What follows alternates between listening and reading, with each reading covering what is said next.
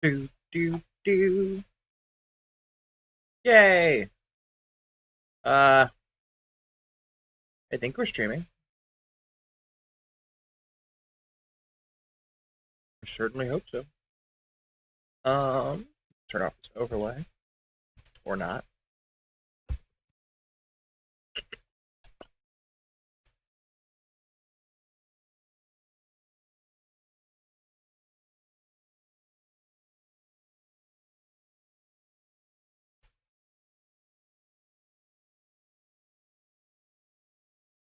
Mm, mm, Yeah, it's working. Okay, now can I turn. Yes! Alright, so, um, it's me again. It's Bauxite. Morally dangerous. Uh, I'm still, like, literally thousands of light years away from getting home. So that's what I'm gonna be doing today. Is just I'm gonna go all the way home. I've got 3,000 light years or something like that to make it home, and then yeah, we'll have a lot of money from exploring, which will be great.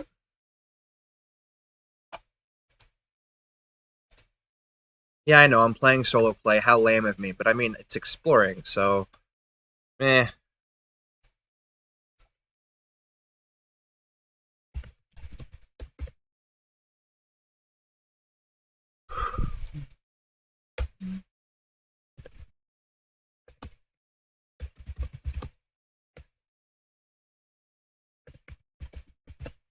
You might notice, those of you who watched before, which was nobody, that I have a different color on my HUD now. It's kind of awesome.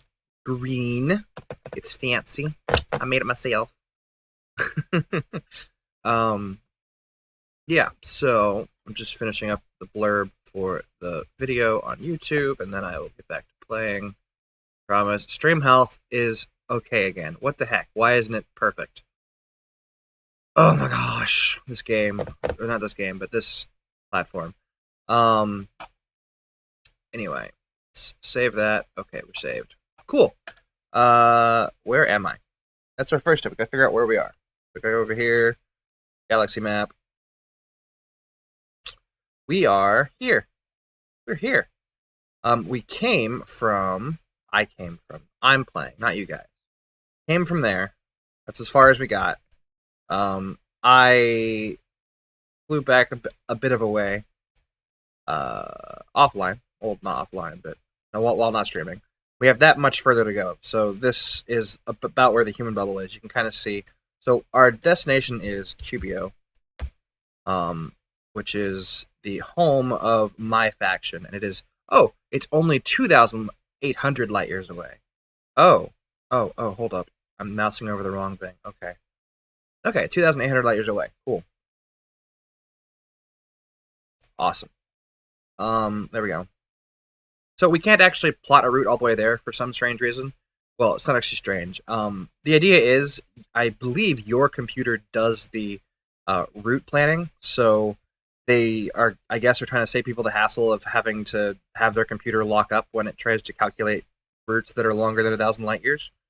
But you're basically, you can only plot routes up to 1,000 light years away, which is kind of, in my opinion, let me at least let me have an option to extend that range, like myself. This computer that I'm using could very easily calculate a route back there in maybe 5 minutes, which sounds like a lot, but when you factor in there are literally thousands of stars between here and there, and it has to like figure out a route to all of them. It's the traveling salesman problem. It's an old computer science thing.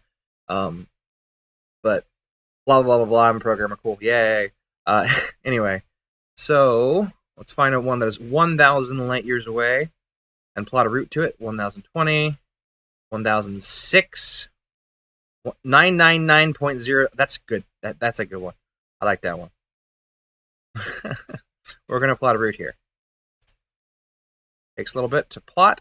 Now, it only took a few seconds, but the thing is, the further the route, it gets exponentially longer. So if we went out 3,000 light years, it would probably take, a few minutes at least. But I can understand where some people might, take literally hours to plot that.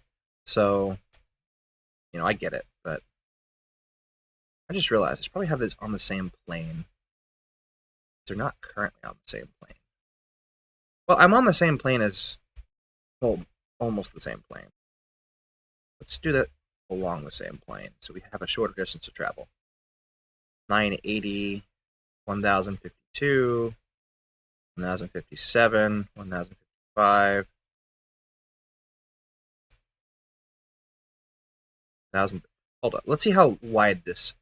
You get about 70 light years of diameter, about 35 light years of diameter from this view. So if I go from there and I go, move that over there. This should be about 1,000. Yeah, I was right.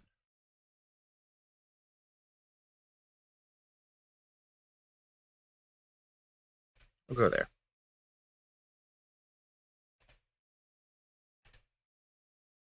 There we go.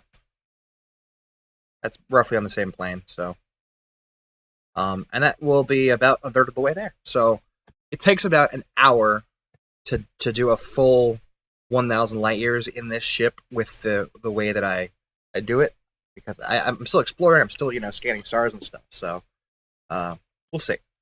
It shouldn't take that long. Anyway, so we got our ship. Forgot what the buttons were.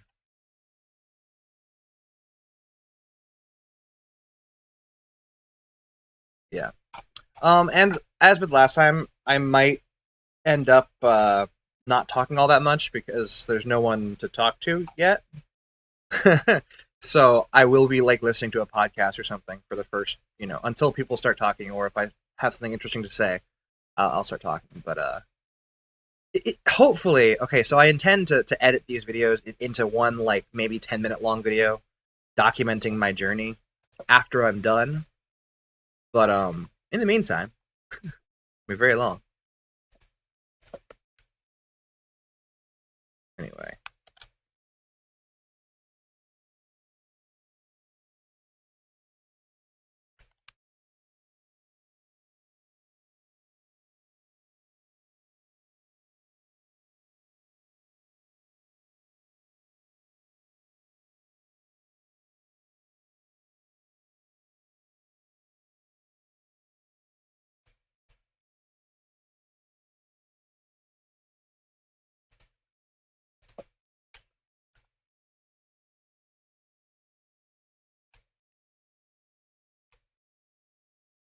Want to refuel while we're scanning that.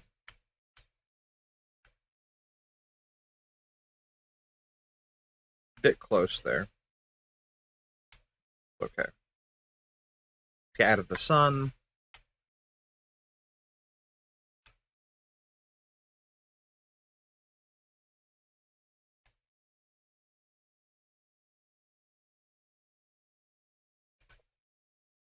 If you are curious, the podcast I'm listening to is .NET Rocks. I'm listening to 1261 Machine Learning on Azure with Gary Short.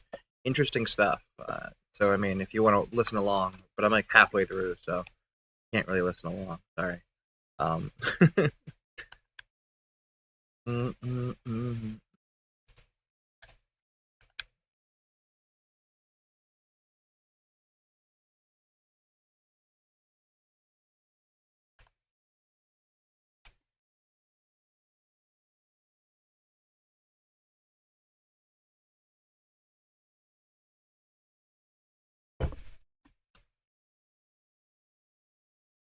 If you are in the chat, feel free to talk.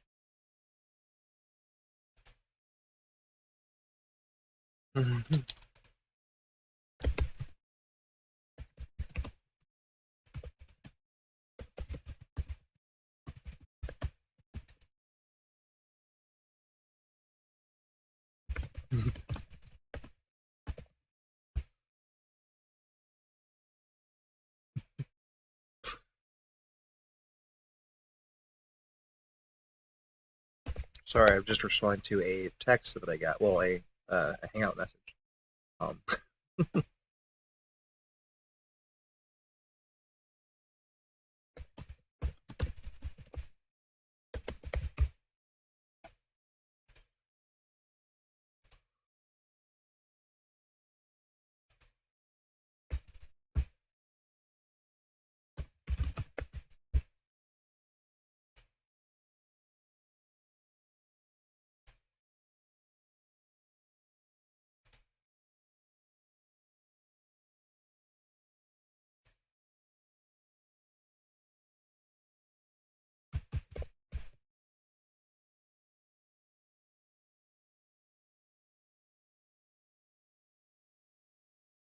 okay.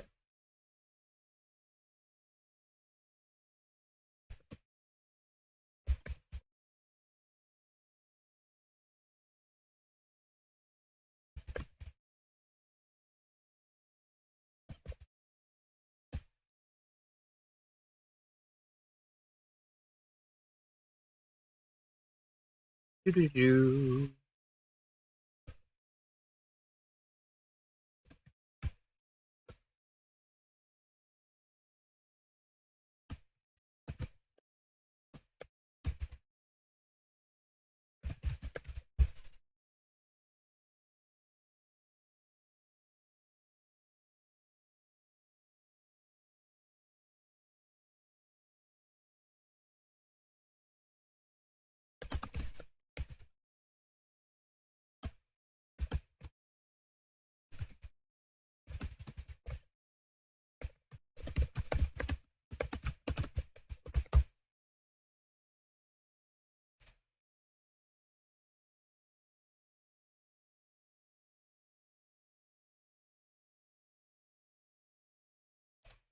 Okay, sorry about that. I'm back. I mean, I was here, but I was talking to somebody.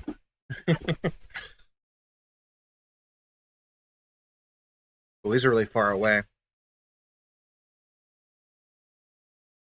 Not worth it.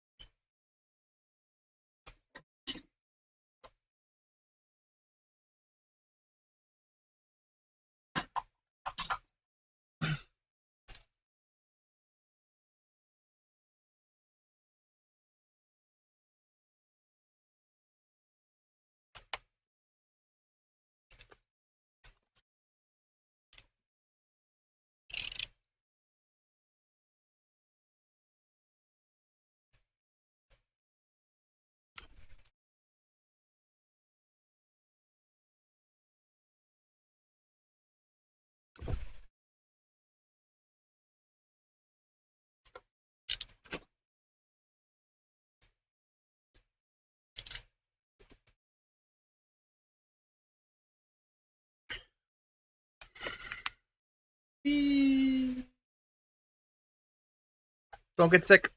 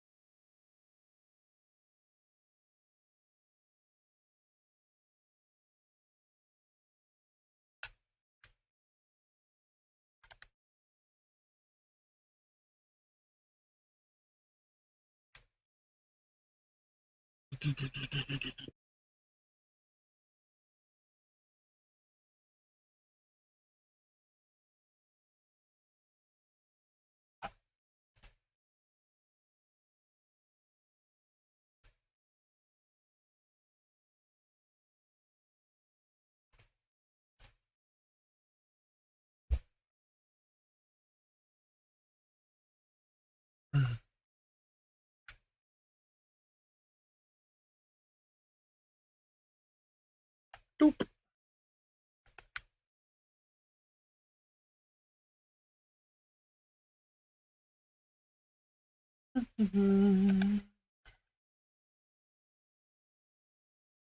I do want to check something actually. So on my way home, I would like. I think it's on the way. It might actually be further out, so I have to say it for another time. But I want to visit Thor's Eye, which is, I'm not going to tell you what it is. You can Google it if you want, but it'll be a spoiler. But I will go there.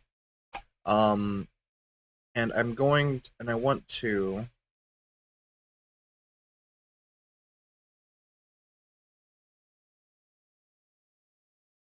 Thor's Eye at one point. I'm not sure where it is exactly. Let's look.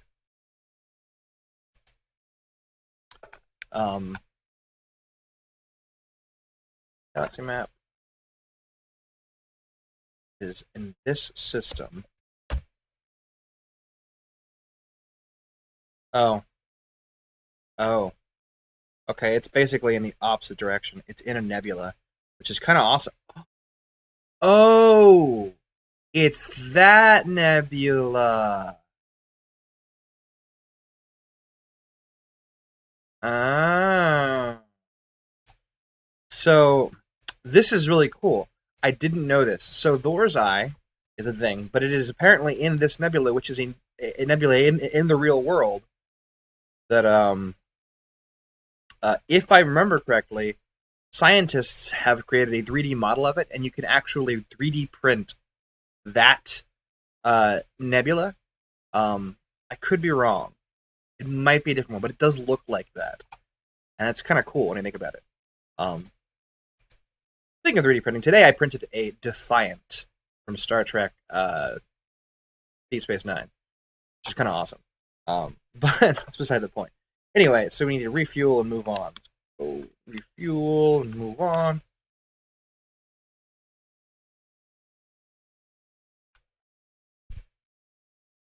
Oops. Whoops. Oops, oops, oops. Dummy, dumb. Okay, so I need to. Okay, I believe I still have a heat sink somewhere. Yeah, okay. Put that there to get rid of that. Okay.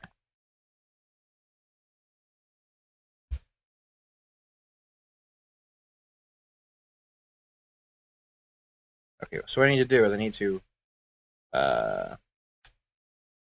wait for it to cool down. Oh, please don't blow up. Please don't blow up. Please don't blow up. Okay, then I need to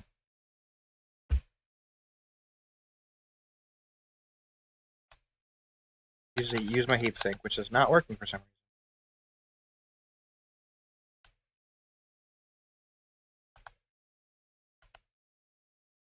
Oh boy.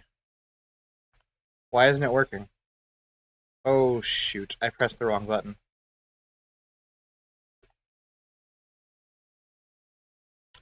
Well, this is bad.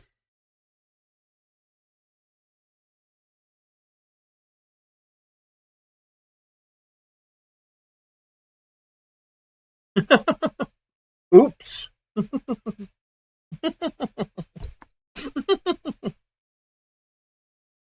Oh, really?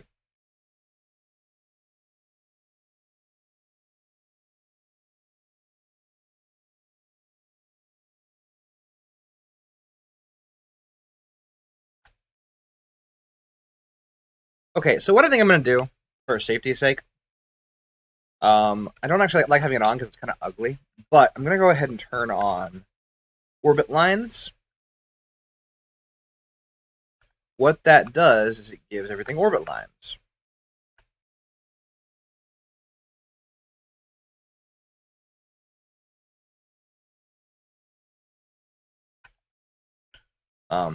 What that means is I should be able to see a safe barrier in which I can refuel.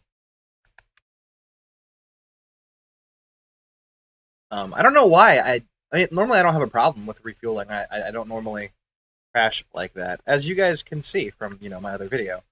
I have actually that's only the second time I've ever done that, ever playing this game. So yeah, kind of embarrassed slash disappointed.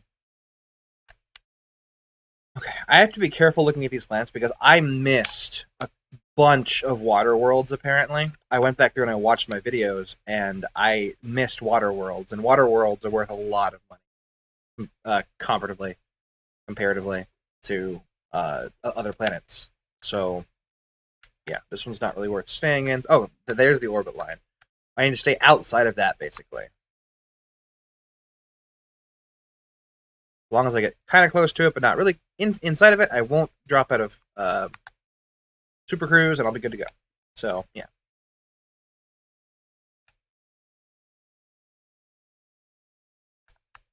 Yeah, temperature critical.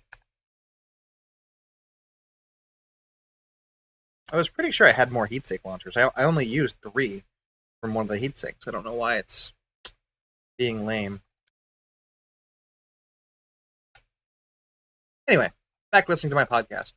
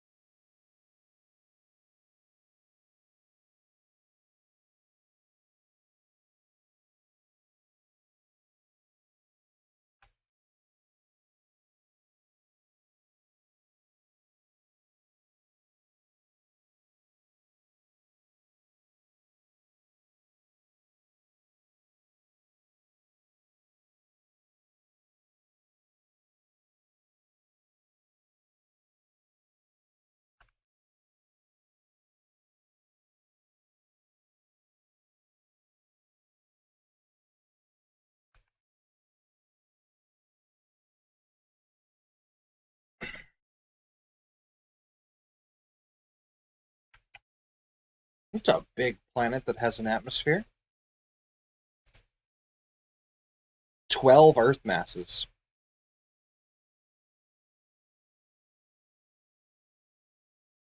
I kind of gonna land on it. Oh my gosh. It's so far away, though.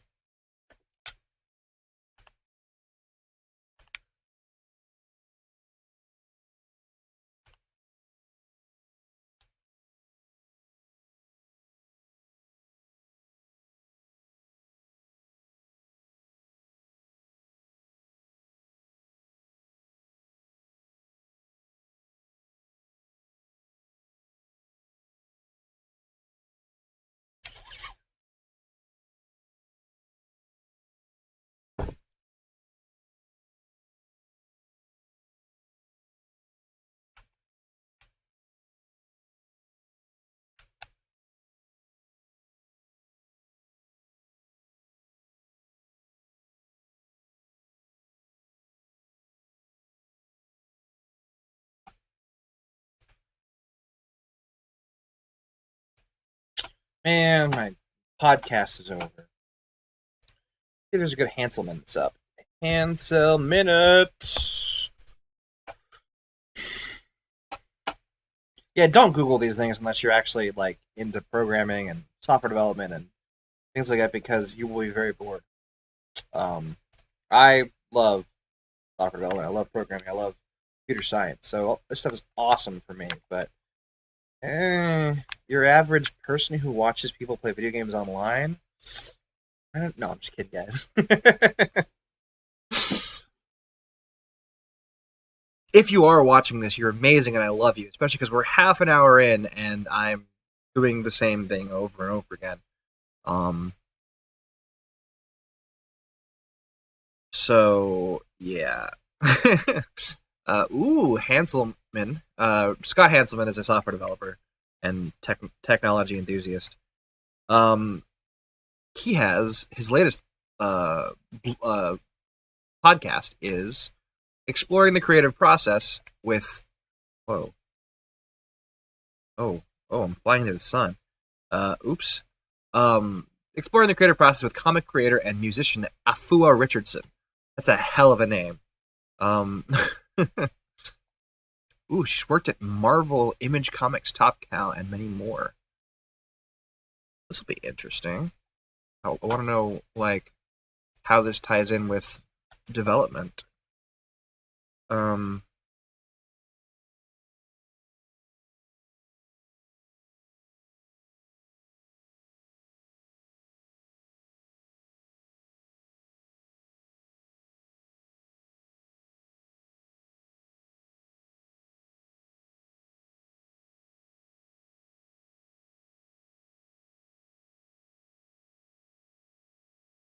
I know I'm living dangerously, but I don't care.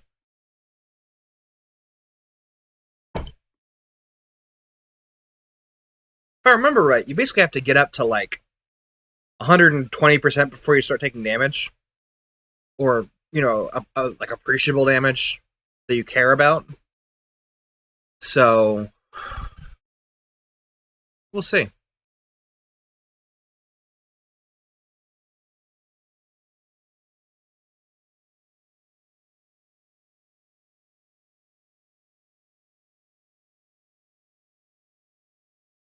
Afua, Afua, Afua. Can't say her name. Sorry. Check her out. Google her. Comics are awesome, man.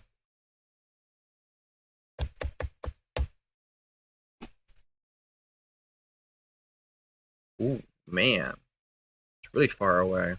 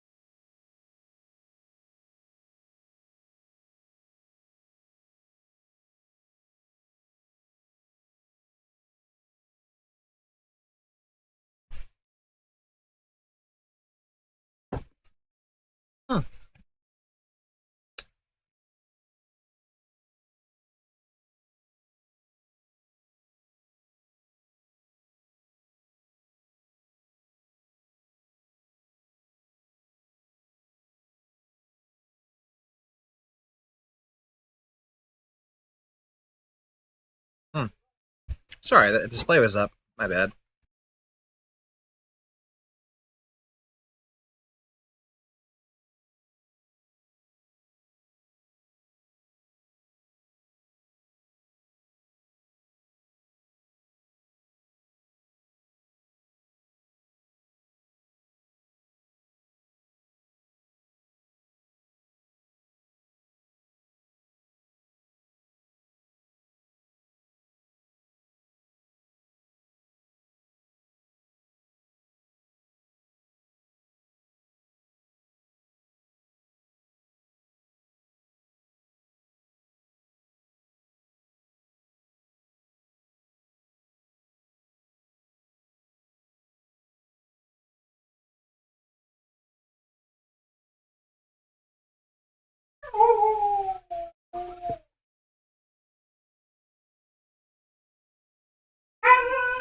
If you hear some noises in the background, that is actually my dogs responding to my mom, who is here. So, yeah.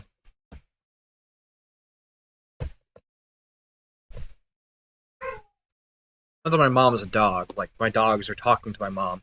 Oh, hey, you're here, but I don't see you very often. Yay!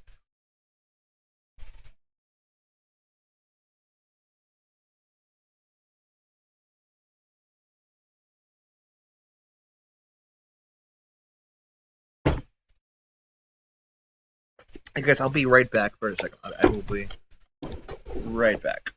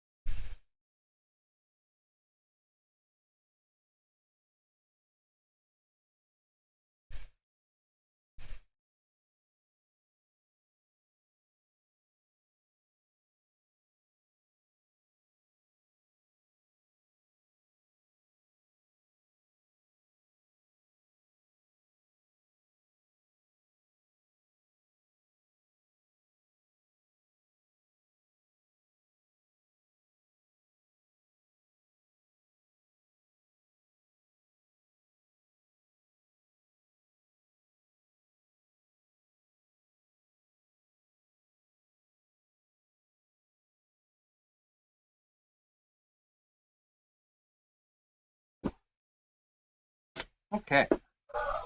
Sorry about that. My 3D print finished. I can actually show it to you if you want. Light.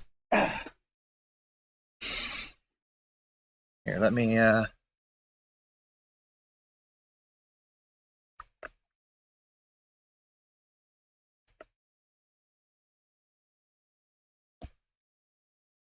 Whoops.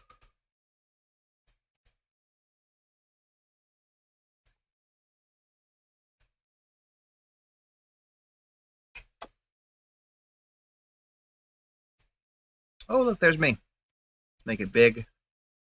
Or bigger. Ooh. Okay. Look at that. Yeah. That just finished. So, had to start a new print. Did that. Now I'm back. Hello.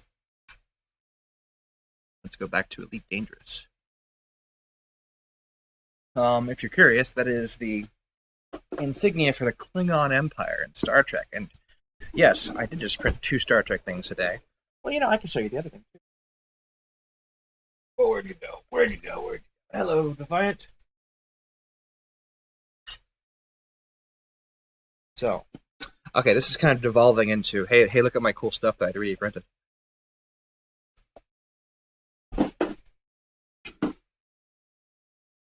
So there's the Defiant.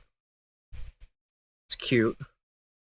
Came out kind of well. The bottom, not so much. But, that's what happens. Here's what I printed. So this game, the game that I'm playing right now, Elite Dangerous, that one, this guy is from that.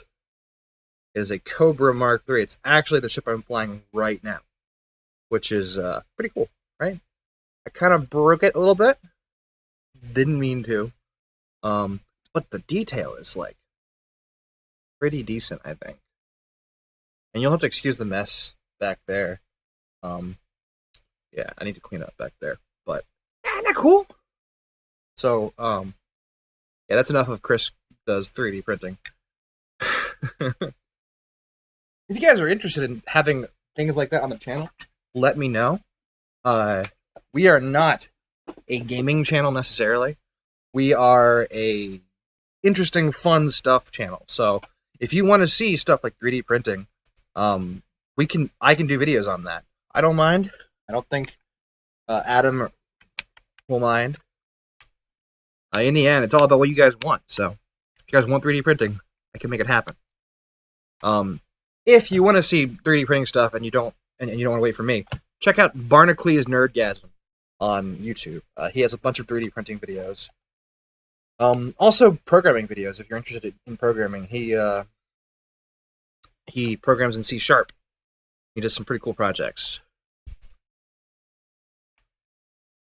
He's the only 3D printer YouTuber that I know. So there are a lot of other ones, but I don't know of any of them, so I can't recommend them to you.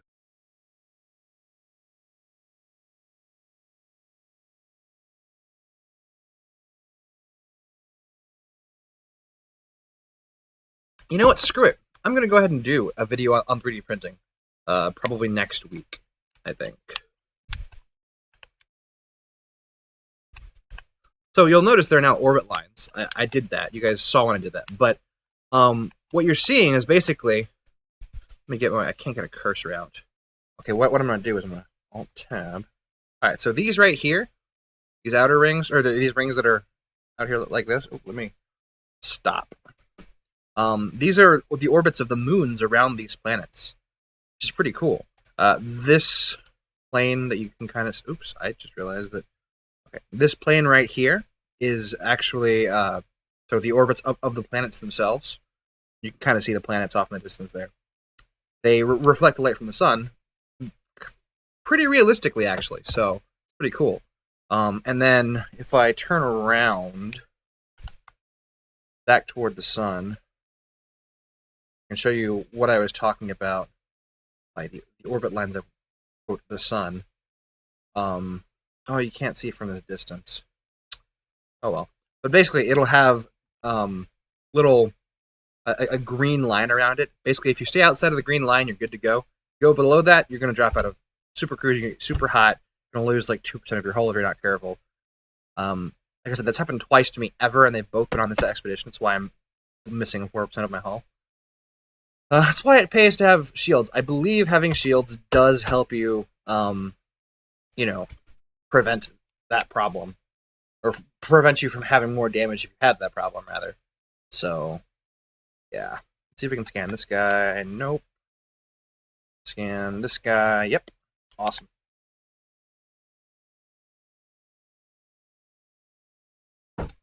Um.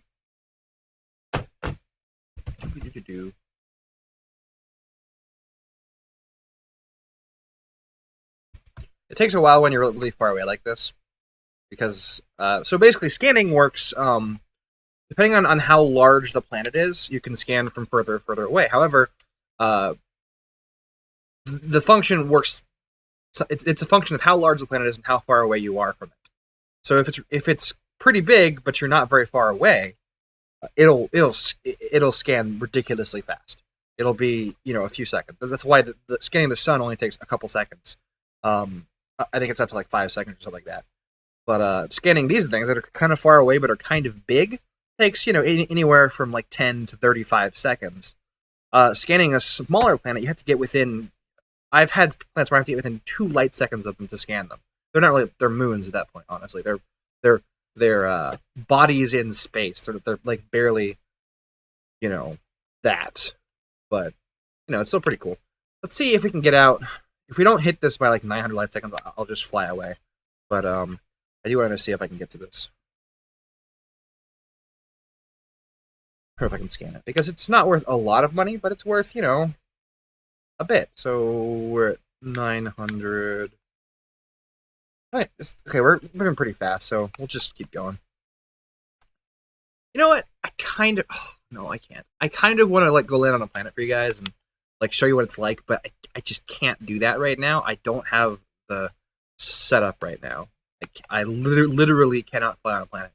Well, that's not true. I could change the key bindings, but I really don't want to do that because I'm comfortable. I'm happy. I don't want to go through the hassle of changing everything. I know I'm lazy. I'm sorry. Oh shite! All right, hit it. Okay. If you want more Elite Dangerous content, Obsidian Ant. Go to Obsidian Ant on YouTube. He does amazing work. He is so Scott Manley, which I've talked about before. He is the reason, or who I've talked about before. He is the reason why I started playing this game. I watched his videos for Kerbal Space Program, which is an amazing game. And then I saw that he played this game, and I remember playing this game as a kid. Only, the precursor to this game as a kid. So I was like, that's amazing. I have to go buy that game. So the only reason why I know this game exists is because of Scott Manley. But the only reason why I got into exploring in this game, rather than fighting or trading or whatever, is because of Obsidian Ant. That guy is amazing. I love him. Beautiful person.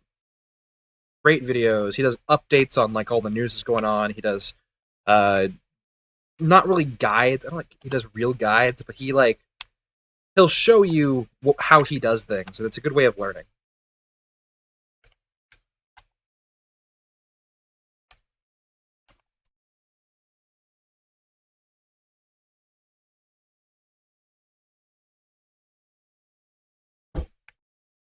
Nope,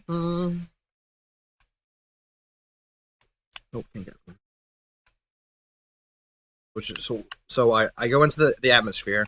I kind of like curve around the side of the atmosphere, so I stay within like 250 to 300 per second. I don't know what those units like are. I should look them up. I'm gonna look them up actually. I'm not gonna bother going to hyperspace yet. I'm gonna look up what those units are because so fuel, scoop, elite, dangerous. I do know that that what the fuel scoop does is it basically takes hydrogen atoms from the sun and it converts it into fuel. I think, if I remember correctly, the fuel that we use is basically just elemental hydrogen, which is used in some kind of nuclear reaction. This game is very, very, very scientific, obviously, but let's see. Max scoop rate. Okay. Um,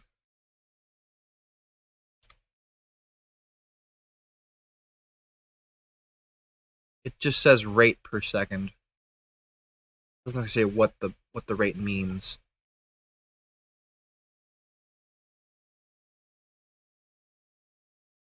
Okay, I'm gonna assume it's something like.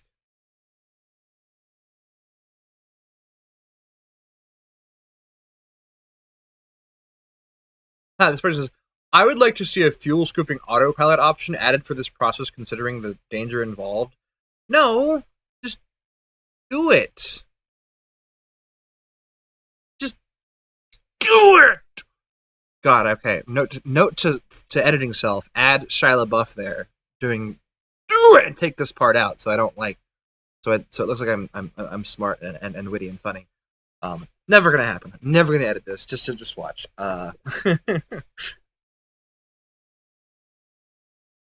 Um,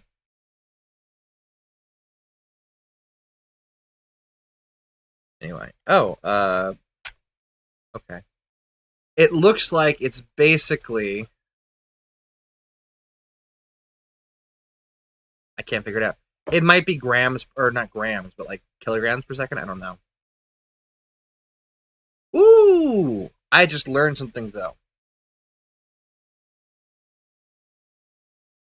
You can tell what kinds of stars will be scoopable by a simple phrase. Oh, be a fine girl, kiss me. That's OBAFGKM. That's okay. I should keep that in mind. Also, please be a fine girl and kiss me. I mean, not really. Don't do that because you're on the internet and you could be a guy. So, you know, I don't judge, but I'm not into that. So, you know.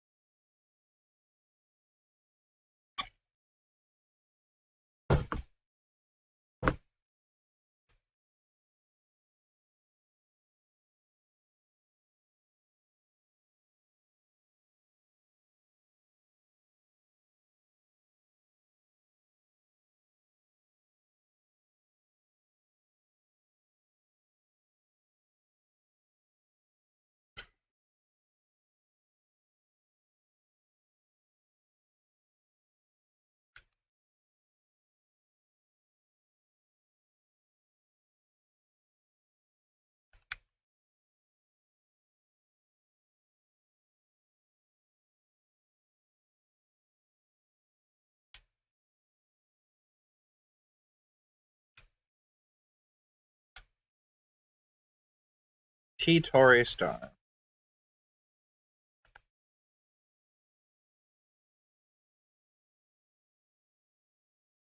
I'm gonna fly well away from the T Tauri star. So, T Tauri stars are proto stars. Basically, they are very fresh stars. So they are, if I remember correctly, please take all this with a grain of salt. Once again, not an astrophysicist, not super versed in astrophysics or astronomy, but if I remember correctly, T Tauri stars are basically they're burning through all of their hydrogen like early on. So there's no way to actually get hydrogen from them for our fuel system because they're all being burned off. And what I love about this game is that so let's say proto solar systems. So like ours early on was mostly gas and gas and gas and more gas, and that was basically all it was. So it was gas and asteroids. So like it's just debris basically. And in T Tauri systems in this game, so in systems that are protostars in this game, there are often very big asteroid belts, which makes sense. Look, so this was a T Tauri star.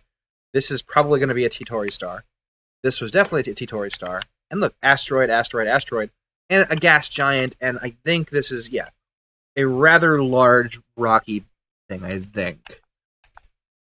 Yeah, so this is like a rocky planet basically, but It's pretty big. It's 19 Earth masses. But you don't see a lot of like normal planets. And let's see what was that one? Yeah, so it's another T-Tauri. So this is a T-Tauri system, and it makes sense because they would typically group up, or if there were multiple stars in a T-Tauri system, that they would be T-Tauri stars for a while. Once again, grain of salt. I believe I heard that offhand in a Scott Manley video, so I could have understood him wrong. He could be wrong for all I know. He's not an astrophysicist. He is a programmer like me, but I believe he does have a degree in some form of astronomy or astrophysics. I don't know. I could be wrong.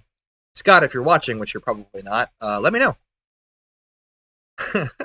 Or I could go, through your video log and find it. Yeah, so I'll try to, so what I'll do in this stream that I'm going to edit together later is I'm going to talk about the different systems that I find if they're new and interesting. And, I'll edit that together into the final video. Maybe it'll be two. The way out, which is very like, I want to get there, and the way back, which is very, I want to explain stuff because I have a little bit of understanding now. If that makes any sense. I don't know. I'm talking very fast right now. Just finished like 3 coffees for the day. I finished a lot of work today for my school. Also, I'm saying a lot. I hate people who say a lot. Not that I hate the people, but I hate the fact that they say a lot. So I try not to say a lot. But, it's happening, so. 2,000 light seconds away. Probably can't scan a round door from this far away. Nope. Okay. Just refuel and head out.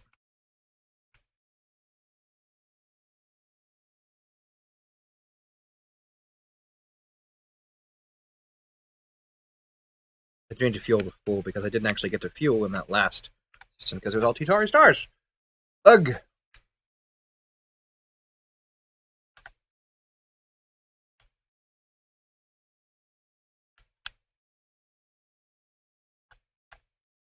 There we go.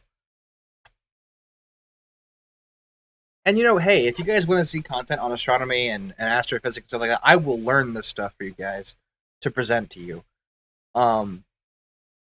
But barring that, check out SciShow and SciShow Space. They do a lot of stuff on.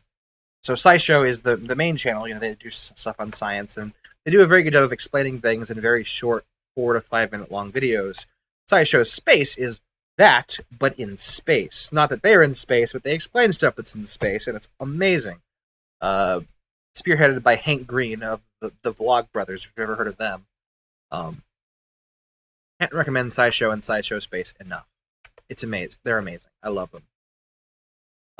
Recently, I believe they talked about putting colonies on Venus, which, that sounds crazy. If you know anything about astronomy, Venus is crazy. You can melt lead on Venus, right? But no, you could probably have a colony on Venus. The reason being that Venus's upper atmosphere is actually Earth temperature. There's no oxygen. You can't breathe there, but you don't have to cool or heat anything up. It's basically, surface temperature of the Earth at sea level, which is great. That was a hell of a tangent. Go watch their video on it, SciShow Space. It's amazing. Kind of babbling now. My podcast hasn't been playing, so I had been trying to fill the silence, and I shouldn't do that. Filling the silence is the problem. That's why people use and mouth noises. They're trying to fill silence, and that's just it makes them feel more comfortable. But if there's one thing I've learned, and I'm just spitting in the face of this, but there's one thing I've learned, it's that your audience doesn't mind, just watching you do something. If you're doing something interesting, which I'm admittedly not, but you don't have to fill the silence normally. I probably should be because these are boring ass videos, but I'll talk about talking, I guess. Everything I know about public speaking comes from Adam Savage. Yes, the Mythbuster, Adam Savage. It's basically about not getting into your own head and just understanding that you're a human and you have limitations, and filling silence is not a good thing. Uh, you need to give people, especially if you're talking about big, complicated issues, you need to give people a chance to think about what you're talking about. So he said that a 5-second pause to you feels like an eternity when you're speaking. You're just like, oh my gosh, they think I'm an idiot. They don't think I don't know what I'm supposed to be saying. In reality, you're giving them time to digest what you've already said. You know what you're talking about, but they don't, and they have to figure it out. And if you don't give them time to process it, they can't follow along. So by that regard, I'm the best speaker in the world when it comes to this game, because I just talk for a while and then I stop talking for like an hour.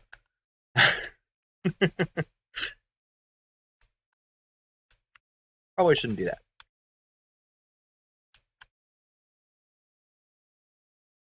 I'm not the best public speaker in the world. I will be the first to admit that, but I try to apply what I've learned to these videos and to, life in general. And I recommend you do too.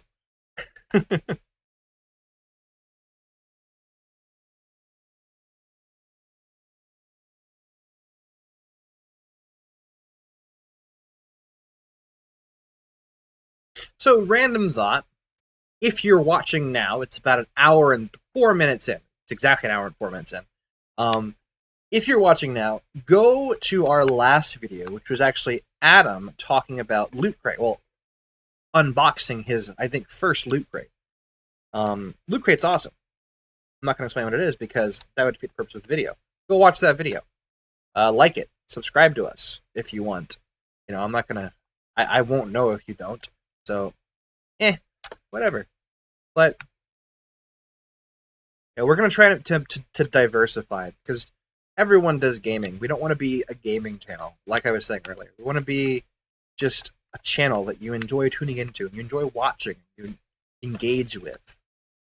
And by that token, we've been very, very bad at that, because we just throw up videos and we don't even check the view counts on them, and when we do, there's like nothing there. So we end up not checking them even less, or we end up checking them even less. So we need to get better on that, but we're going to try, I promise. We're going to make this a channel worth subscribing to. A channel worth subscribing for to, that song from Mulan. Only instead of a girl, it's a channel. Instead of fighting, it's subscribing. And you're not going to fight us, you're going to subscribe to us. So, yeah. Doesn't actually resemble the song at all, but, whatever.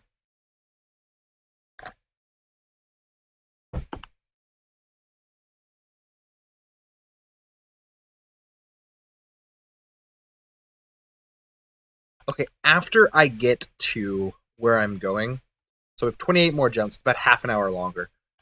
After I get there, actually, it'll be longer now if I keep taking time to screw around, but once I get there, I'm probably going to switch over to Rocket League for a few minutes just to get amped up or whatever. Stick around for that, because Rocket League is the best game of 2015, hands down. I can say that because this game came out in 2014. Though, Horizons came out in 2015, so sorry, ED, but Horizons doesn't beat Rocket League.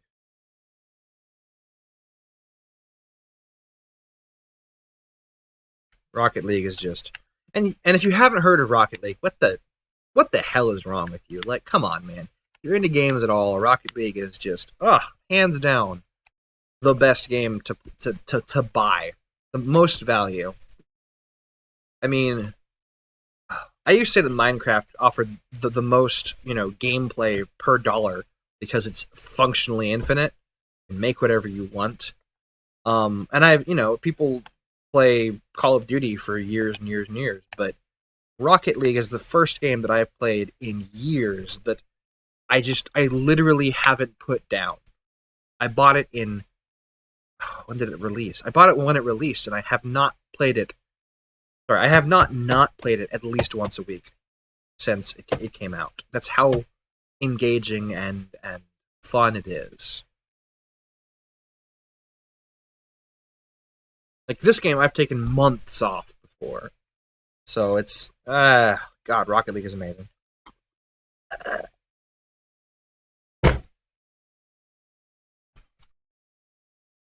Oh, so I know what I can talk about next. Witch Space. It's about this game now. We're back to this game. Witch Space is that weird stuff that you see when I jump between systems, between stars. Uh, I learned something today about Witch Space, and it is that Thargoids can only exist, or can only, I don't know how to phrase this, can only interact with you while in Witch Space. I mean, not exactly, because we did fight a war against the Thargoids, which are the alien race that we've faced in the past in this series of games. I don't remember exactly what I learned, but I did learn, I do remember this, the capital ships. And yes, there are capital ships in this game. You can't fly them, but they're in this game. The capital ships use a different drive than the frameshift drive. They use an older technology, which sounds funny, but because our modern frameshift drives can't handle those gigantic, ginormous, 2 kilometer long ships, they use an older version, which I guess uses more power and whatever to move those ships. And that is why when you're in a battle that has a capital ship jump in, they're surrounded by this electricity and these clouds of black gas, and it's really, really cool looking. But it didn't make any sense. Why would that be different from our ships? Well, because they're using a different drive, because they're a lot bigger, which I found fascinating. Like, they didn't just try to explain away, oh yeah, we just have frameshift drives that are big enough to move these ships. No, they have a different ship, or they have a different drive. Do they explain how either of those drives work? No, they don't. I don't expect them to. But it's cool that they didn't just say, oh yeah, frameshift drives. Like, Star Trek does, oh look, warp drive. It doesn't matter how big a ship is, warp. Warp, warp, warp. Whatever. Um, but, and then in Star Wars, honestly, Star Wars is I hate to say this, Star Wars is slightly more realistic than Star Trek in terms of space travel, in that they don't just like throw Death Stars through the sky. I don't think they do. You can't put a Death Star through hyperspace. Only smaller ships can go through hyperspace. Whereas in Star Trek, you can put anything in a warp bubble and shoot it through subspace. Which now I'm jabbering about different sci-fi universes propulsion technology. Yay, I'm so cool. Okay, next system.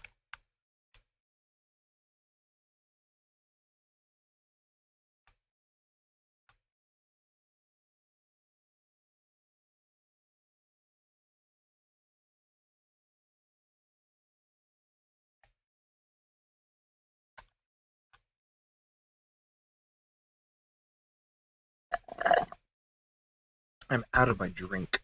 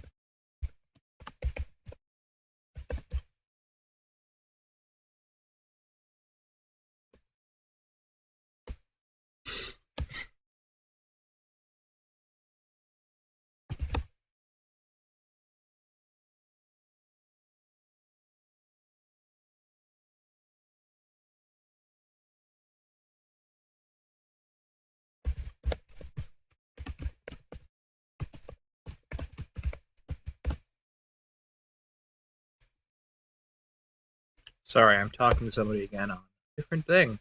I'm not talking to you guys. Um,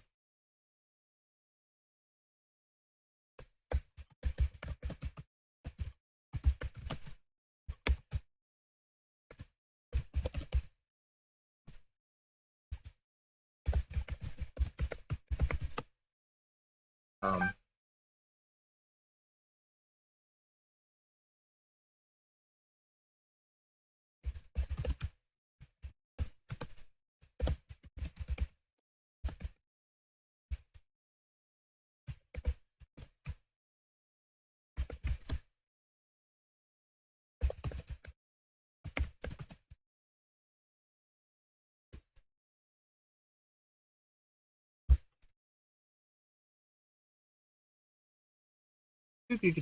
Sorry, I'm actually talking to somebody for a school thing. I might have to stop streaming for a bit and come back. But you know what? I'll just maybe I'll curse at this guy and he'll be like, "Yo, haha, it's funny. He's cursing at somebody." But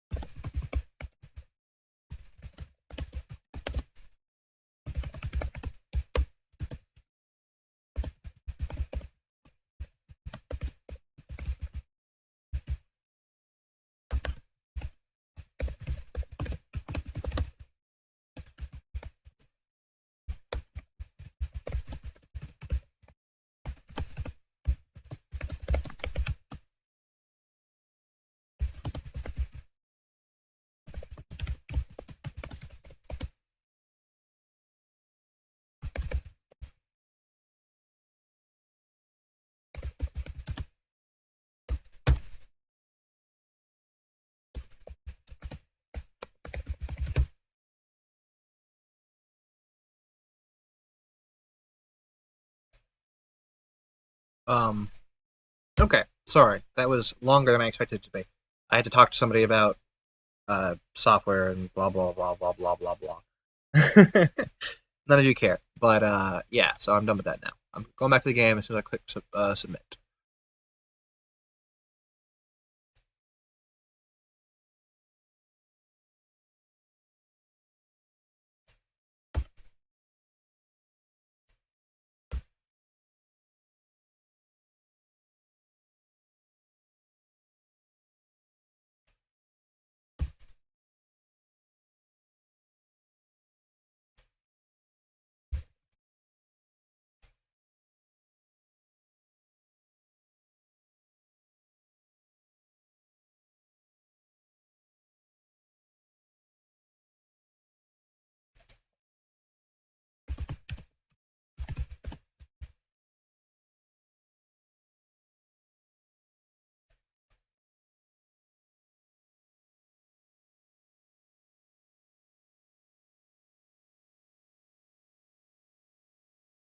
Okay, I'm back. I swear I'm back. I'm back. I'm back. I'm back. I'm gonna play the game. I'm not gonna just sit here and look at the sun the whole time.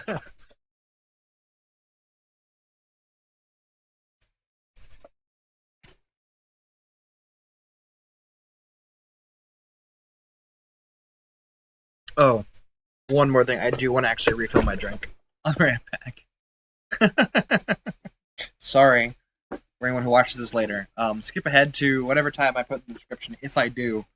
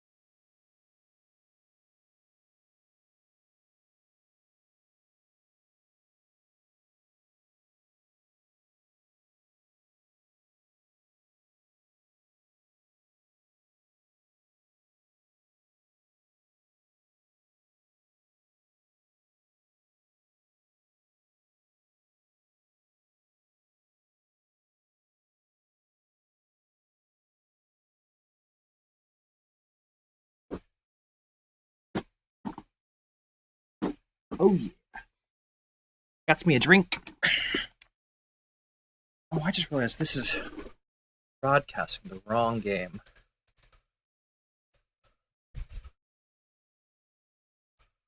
Very dangerous. Enter. Huh. Whoops. Controller, where'd you go?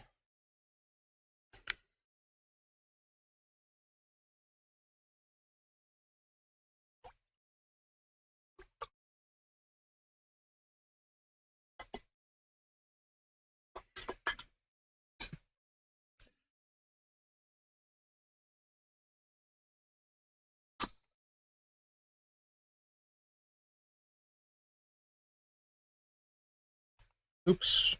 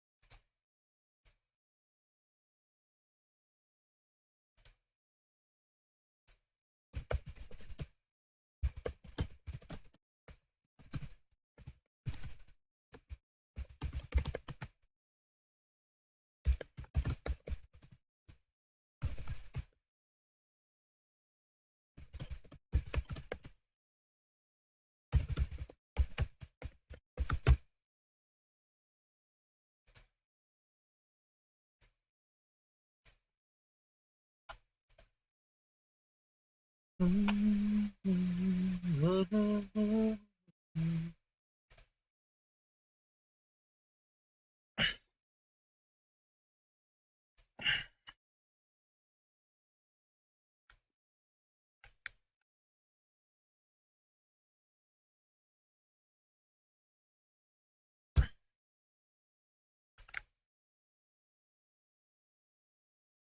is my FPS so screwy?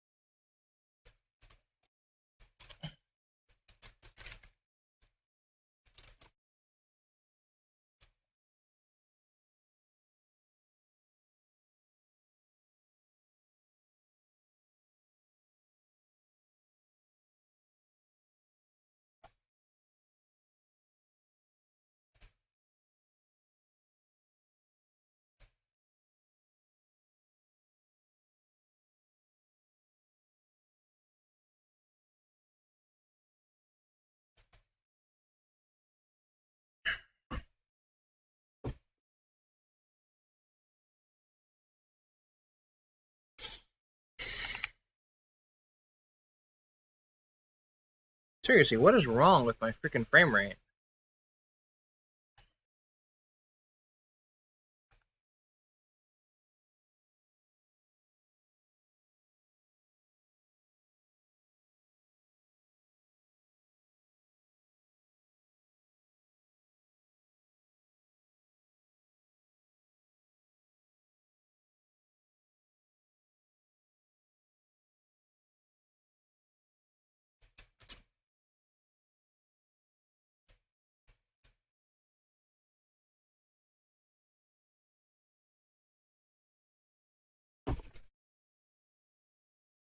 Oh, my stream health is bad.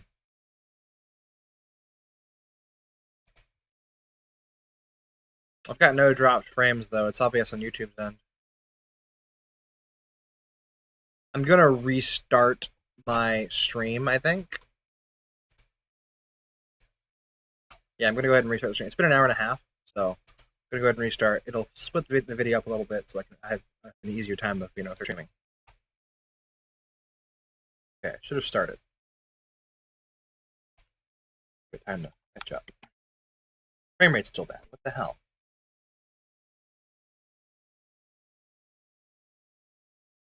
Okay, stream is working. Good. Though if my frame rate stays like this, I'm gonna have to. Ooh. Oh, encoding overloaded. Consider turning down video settings or using a faster encoding preset. That might be why I'm having frame rate issues, actually.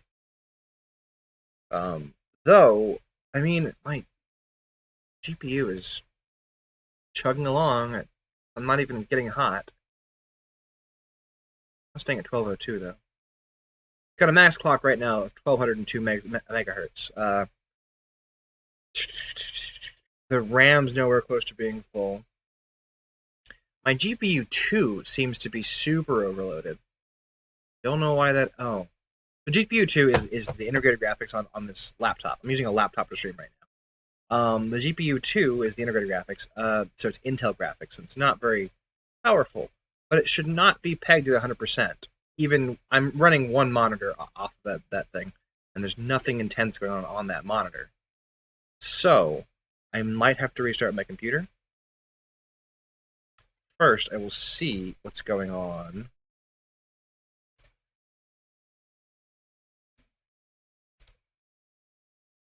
Task manager. What is using this? So it's just OBS and Elite Dangerous are using the CPU. That's what it's supposed to be, using the CPU. So why is my GPU pegged at 100%? GPU 2 pegged at 100%.